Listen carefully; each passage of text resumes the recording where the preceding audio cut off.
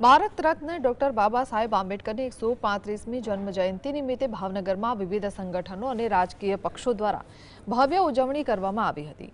શહેરના જશોનાથ ચોક ખાતે આવેલી બાબા સાહેબની પ્રતિમાને કેન્દ્રીય મંત્રી નીમુબેન બાંભણિયા સહિતના અગ્રણીઓએ પુષ્પાંજલિ અર્પણ કરી વંદન કર્યા હતા। આ પ્રસંગે મોટી સંખ્યામાં ભાજપના આગેવાનો અને કાર્યકર્તાઓ ઉપસ્થિત રહ્યા હતા। ભાવનગરના વિવિધ વિસ્તારોમાં સંસ્થાઓ દ્વારા સેવાકીય પ્રવૃત્તિઓ અને પુષ્પાંજલિના કાર્યક્રમો યોજાયા હતા। બંધારણના ઘડવૈયાના સમતાવાદી વિચારોને યાદ કરી સમગ્ર શહેરમાં હર્ષોલ્લાસ સાથે જય ભીમના નાદ ગુંજી ઉઠ્યા હતા। हमारी सरकार काम કરી રહી છે। ડોક્ટર બાબા સાહેબે દેશમાં સમગ્ર જીવન સમાનતા અને ભાઈચારાના મૂલ્યો માટે સમર્પિત કરી છે।